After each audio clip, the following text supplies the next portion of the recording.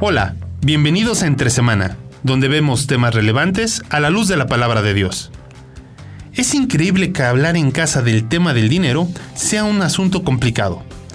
Muchas veces, experiencias del pasado nos inhiben a hablar sobre ello o situaciones pendientes con la pareja nos llevan a que el tema sea un verdadero tabú. ¿Cómo hablar de esto de forma sana? ¿Cómo enseñar a los hijos sobre ello? Acompañemos a Alex y a Marcelo en este nuevo capítulo de las cosas que en esta casa no se hablan. Aquí, Entre Semana.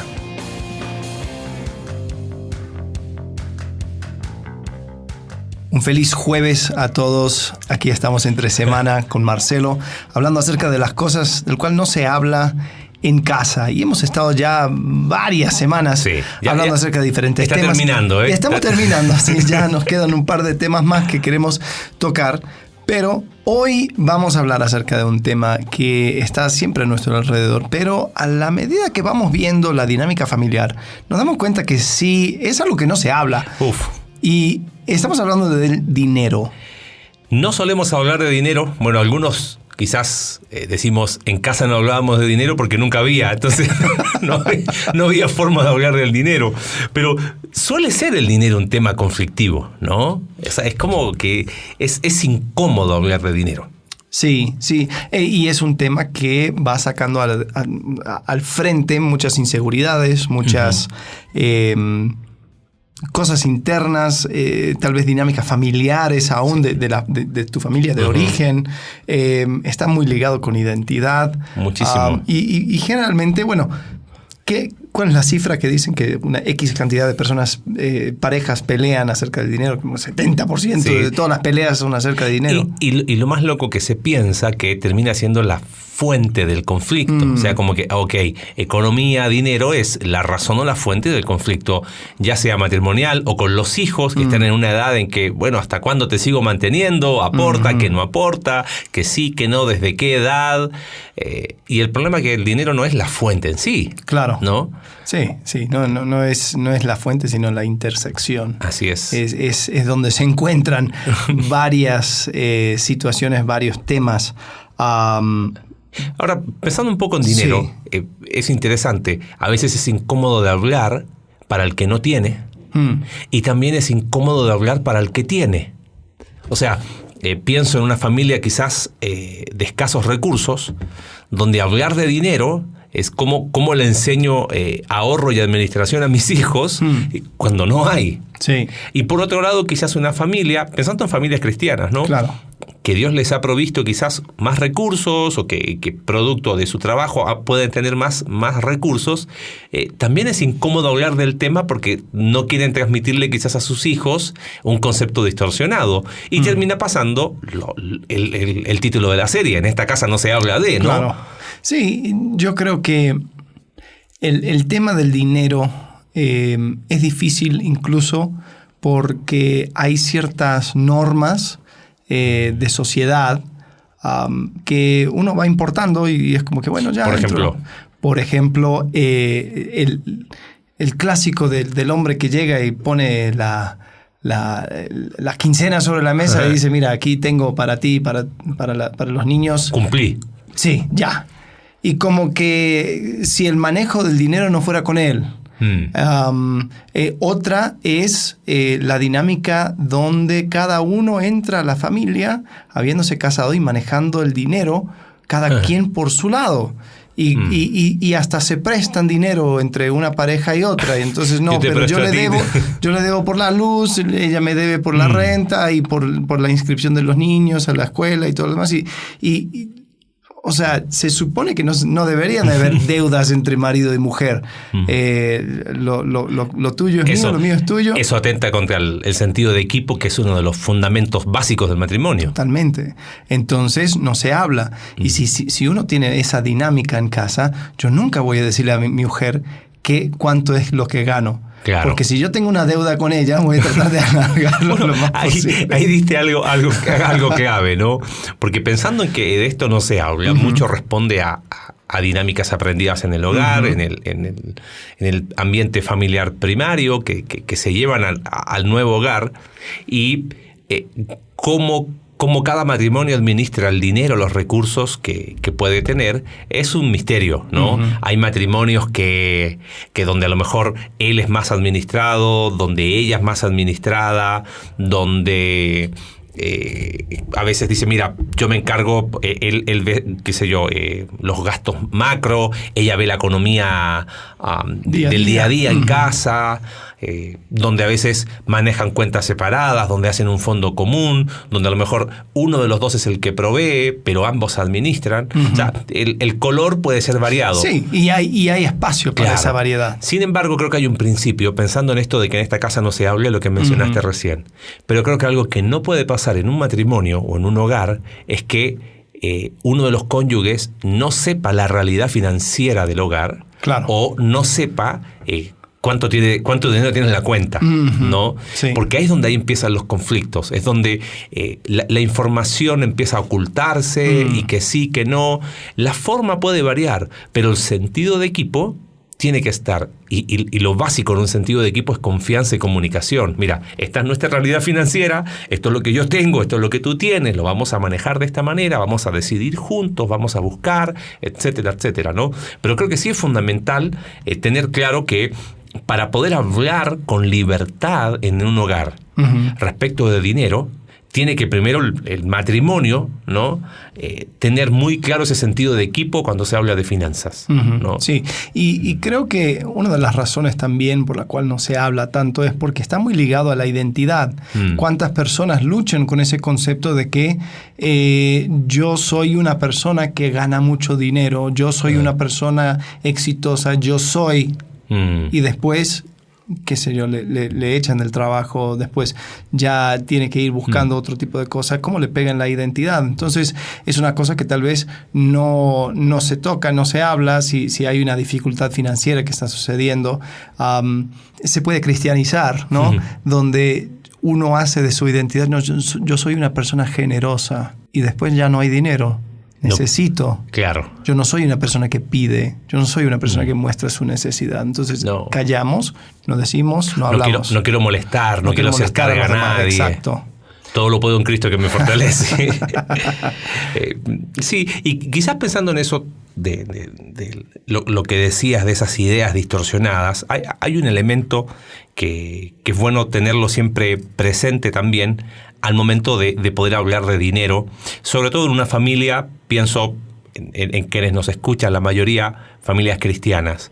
Tenemos un concepto distorsionado del dinero, ¿no?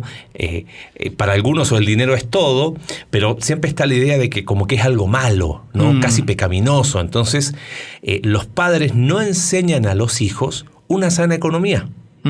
Ahora, sumado a que muchas veces venimos con fantasmas de nuestra primera experiencia familiar. Por ejemplo, qué sé yo, alguien que se crió con muchas carencias o donde no se hablaba de dinero porque no había, forma su familia.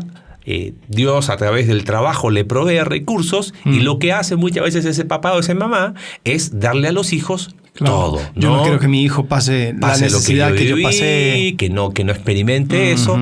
Pero sin darnos cuenta, estamos enseñando un pésimo concepto de economía y de dinero. O sea, no es que en esta casa no se habla. En esta casa, diríamos, se habla mal por medio de eso. O al revés.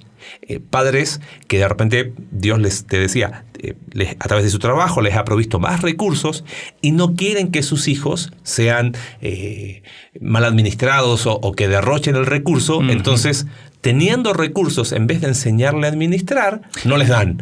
¿No? O actúan como si no tuvieran. Actúan como si no tuviesen. Y porque siempre va a ser más fácil prohibir y más difícil enseñar. Siempre. Bueno, y aún en parejas, no quiero decirle a mi esposa cuánto se gana porque después me gasta todo. Claro. Y la verdad es que, bueno, entonces ahí es donde se necesita una conversación acerca de el manejo sabio de los recursos. Es decir, sí, tenemos tanto en la cuenta, pero no lo puedes usar porque queremos apuntar a esto, queremos ahorrar aquí y allá. Pero eso es difícil. Sí. Entonces mejor me quedo callado.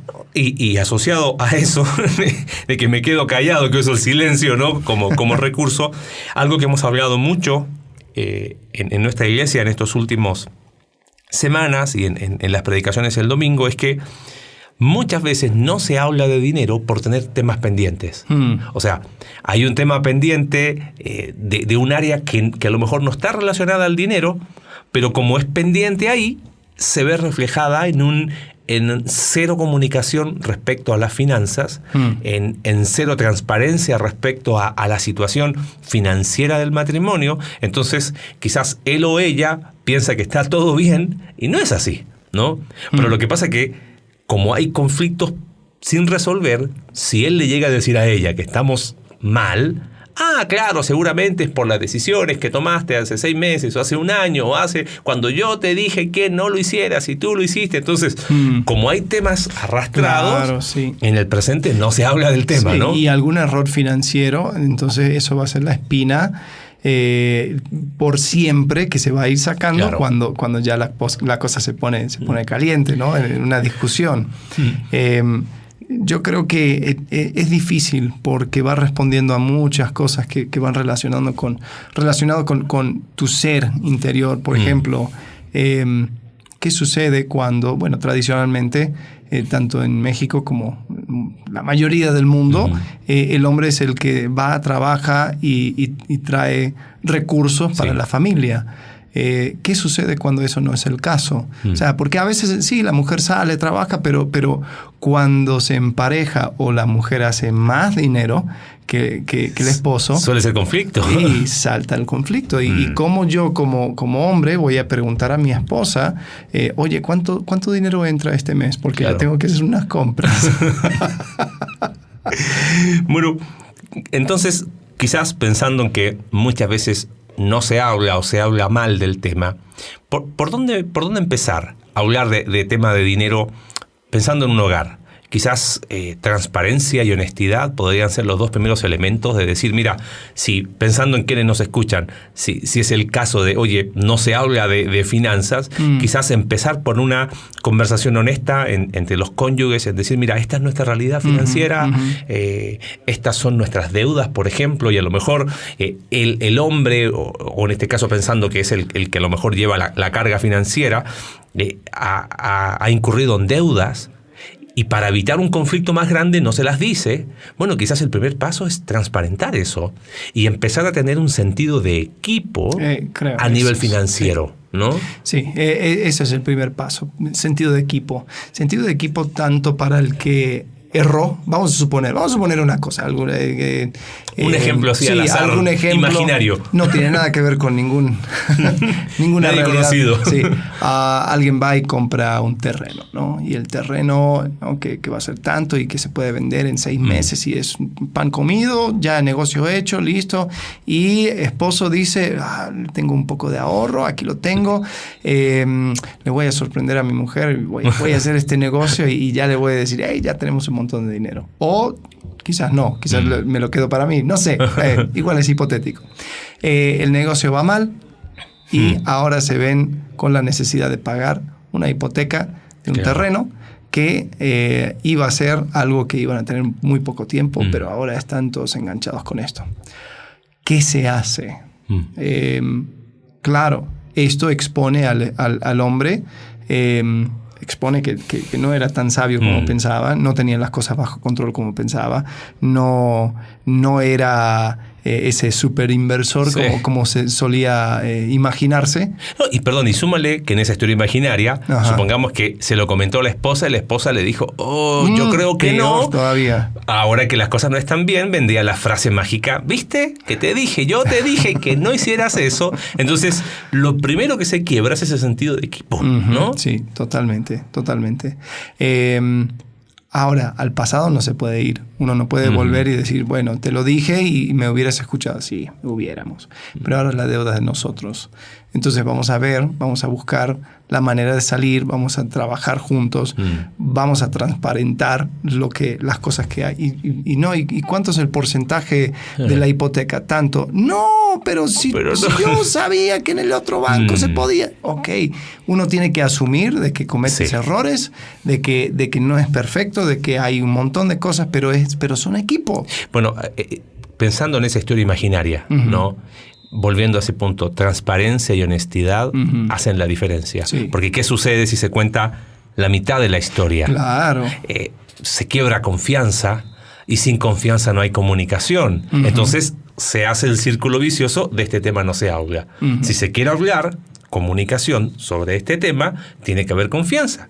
Y para poder cultivar la confianza se necesita transparencia, honestidad, uh-huh. Y ese sentido de equipo es interesante en Efesios 5:21, cuando Pablo habla de cómo funciona un matrimonio, un hogar, y habla de las responsabilidades del esposo, de la esposa, de los hijos.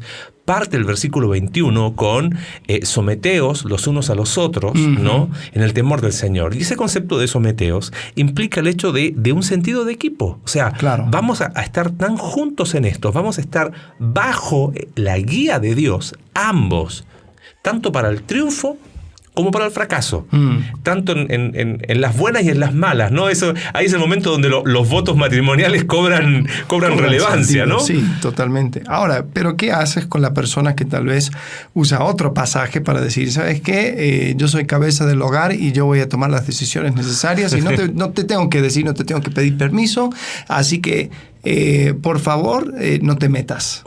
Bueno, que desgraciadamente es más común de lo que uno piensa. Sí, eso aparece en Efesios capítulo 5, verso 22 en adelante. Uh-huh. Volvería a decirle, porque el 23 dice el marido es cabeza de la mujer, pero el 21 dice someteos unos a otros. Uh-huh. Y ese unos a otros incluye tu esposa. O sea, creo que hay un libro muy, muy, muy bueno, El significado del matrimonio, de Timothy Keller, que escribe con su esposa, y él habla de que uno de los principales fundamentos es el sentido de equipo. Y toma este texto y lo desarrolla y dice, si no hay sentido de equipo, no hay matrimonio, ¿no? Uh-huh. Y eso debe incluir el área financiera.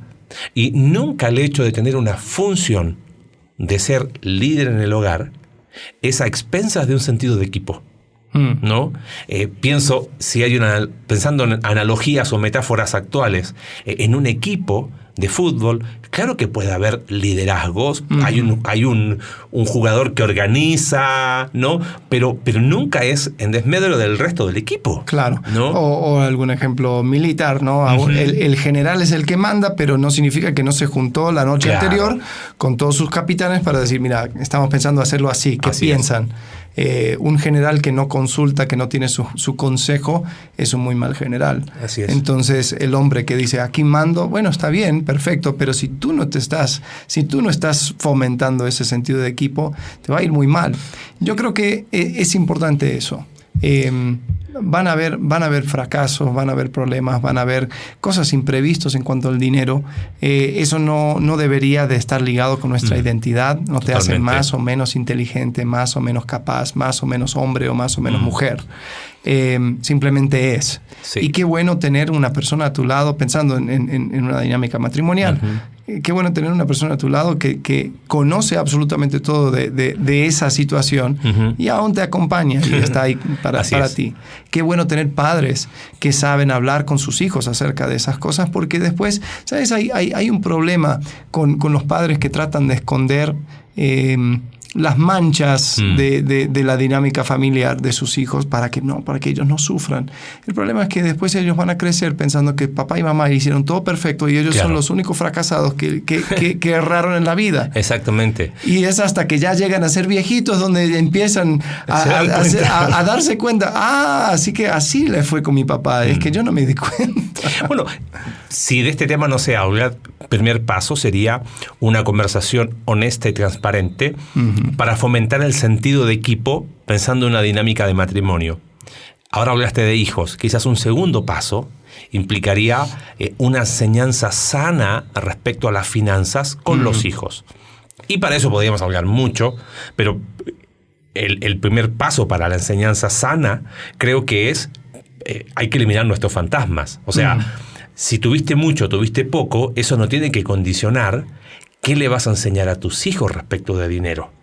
Es interesante, 1/3 de las parábolas, del Señor Jesús hablan sobre administración, no necesariamente financiera, pero de administración, de mayordomía. Sí. O sea, era un tema importante para Jesús. Claro. Constantemente Él habla de administración, de finanzas, de que a tal persona se le dio de ser fiel en lo poco. O sea, hay mucha instrucción de parte de Jesús como para decir, oye, de este tema no voy a hablar con mis hijos, ¿no? Y a veces, en el sentido muchas veces del papá o sobre todo la mamá proyectora, ¿no? O sea, protectora, perdón, gallina de sus pollos, ¿no? Que nunca le falte, que no sufran, y es como que Claro. no queremos que se equivoquen y los mantienen hasta los 40 años.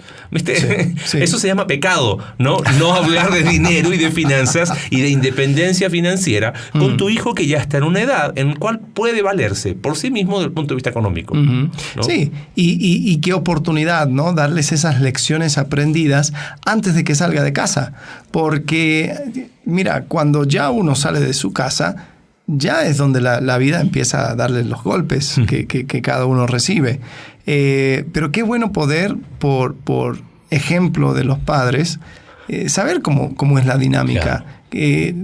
No, vuelvo a decir, no te hace menos padre o peor padre por haber tenido algunos baches en tu vida en cuanto a las finanzas, o no te hace lo inverso, no te hace Claro. mejor padre por haber tenido mucho dinero. Así es. Y creo que es un tema que se tiene que hablar, pero desligado de la identidad. A veces sí se habla, pero se habla en un sentido de que no, hijo, es que nosotros somos pobres. Claro.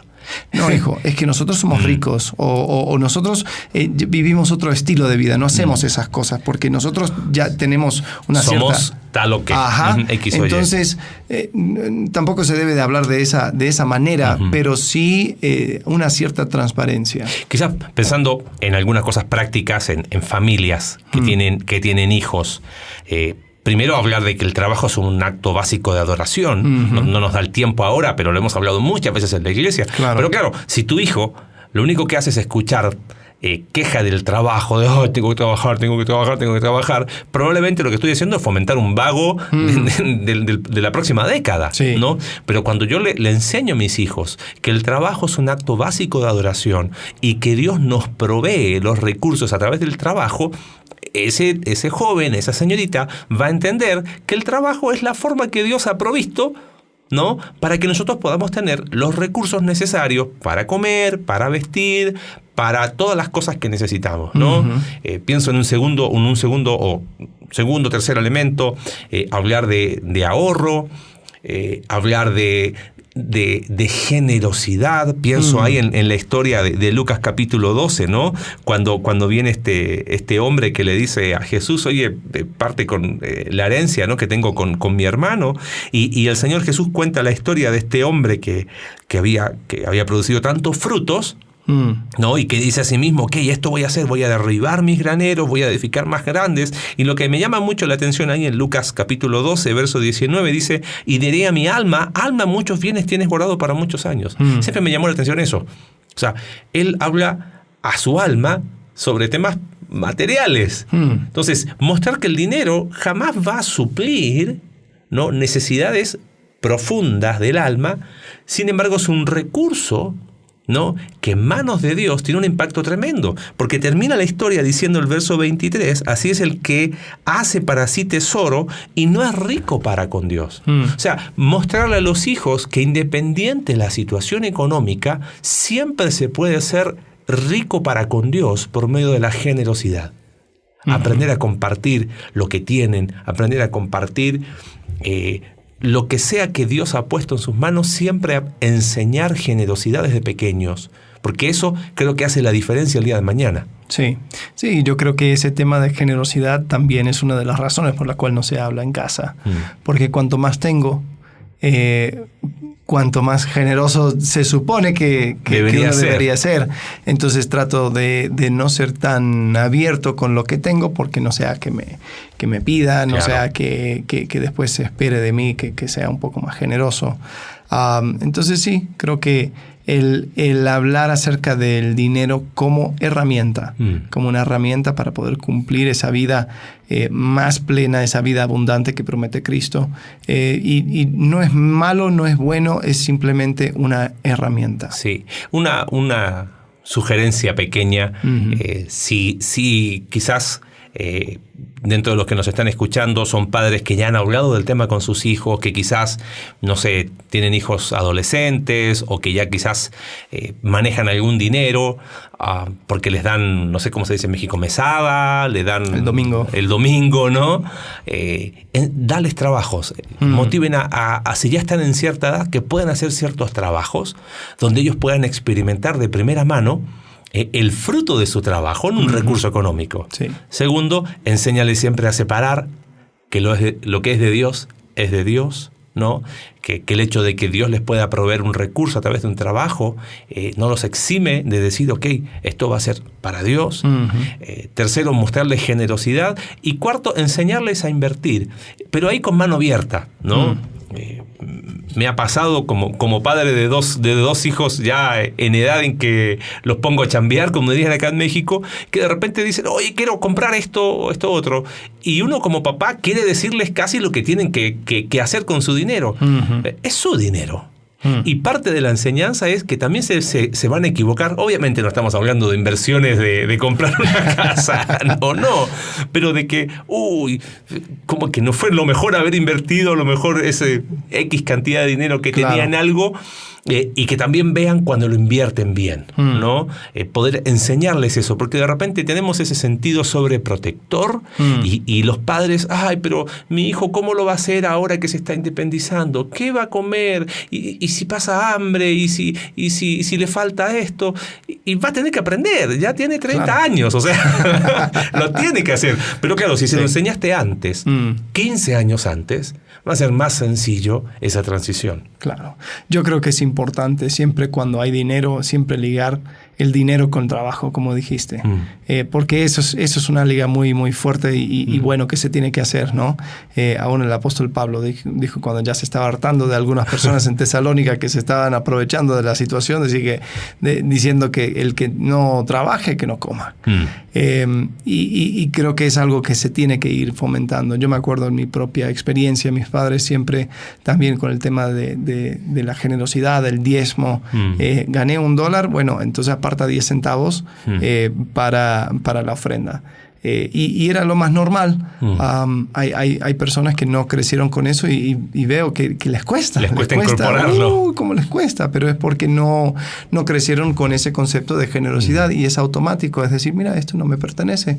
Entonces voy a dar a Dios lo que es de Dios y punto. Así es. Pero esas cosas, esos conceptos no van a llegar por osmosis. Así es. No van a llegar simplemente porque tú lo entiendes y punto. Claro. No, son temas que se tienen que hablar. Pensando quizás en cerrando el episodio de hoy, nunca la situación económica circunstancial, en este caso, por ejemplo, imagino que siempre va a haber más razones lógicas cuando no hay para no hablar de dinero, ¿no? Pero pienso en 2 Corintios, capítulo 8, cuando Pablo tiene que explicarle a los corintios esto de ser generoso y toma el ejemplo de las iglesias de Macedonia, que ellos aún en su profunda condición, pobreza, en su profunda circunstancia de tribulación, ellos dijeron, yo quiero ser generoso. Eso que muestra que no hay que esperar las condiciones ideales para hablar de dinero en casa. No hay que esperar cuando haya sobreabundancia para enseñar generosidad. No hay que esperar que llegue el reparto de utilidades para hablar de dinero en casa, sino que independiente, si toca como los macedonios, estar en gran tribulación y profunda pobreza, no hay excusa para no hablar de dinero. Y creo que 2 Corintios capítulo 8 nos muestra eso y nos deja la vara bien alta, porque dice que esos macedonios le dijeron a Pablo, hey, no nos quites el privilegio de ser generosos, queremos ser parte de estas ofrendas, de la colecta que se está haciendo para las iglesias de Jerusalén. Entonces, que nunca permitas que tus circunstancias externas sean la excusa para no hablar de este tema. Sí, ¿no? Sí. Siempre va a haber una oportunidad para enseñar y para aprender sobre este tema. Sí, y mencionaste ese versículo, todo lo puedo en Cristo que me fortalece. Y creo que en cuanto al dinero es el único lugar donde sí entra en el contexto, porque él dice, yo he aprendido a vivir con mucho, he aprendido a vivir con todo lo puedo en Cristo que me fortalece. Y yo creo que cuando eso es el fundamento, uno puede hablar de estas cosas con más soltura, porque uno se va dando cuenta de que es Cristo que me fortalece, es Cristo que me da seguridad. No tiene que ver con cuánto tengo en el banco. Tener más dinero a veces nos hace sentir más vulnerable porque después la gente se puede aprovechar de mí. Tener poco de dinero también me hace sentir vulnerable porque después ¿qué voy a hacer y cómo voy a obtener lo necesario?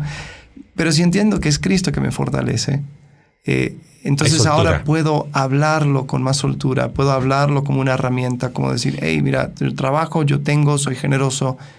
Y la clave es, estoy seguro de lo que dijiste, porque no se une identidad. El momento en que finanzas, dinero, lo que yo tengo, lo desligo de mi identidad, ahí puedo vivir y puedo hablar del tema. Creo que ahí ese es el inicio y el cierre del círculo, ¿no? Porque ahí va. Así es que, bien. Bueno, espero que puedan tener conversaciones constructivas en esta semana acerca del dinero, en tu familia, alrededor de la mesa, porque eso es una manera también de ir obteniendo esa mirada cristocéntrica, ¿no? Viendo al dinero como herramienta. Así que con eso terminamos esta semana. Nos vemos la próxima para otro tema del cual no se habla en casa aquí en Entre Semana. Gracias. Bien, gracias. Gracias por acompañarnos en un capítulo más de Entre Semana. Recuerda que puedes seguirnos a través de nuestra página web Iglesia Conexión Vertical /Entre Semana, Spotify, Apple Podcast y Google Podcast. Hasta la próxima.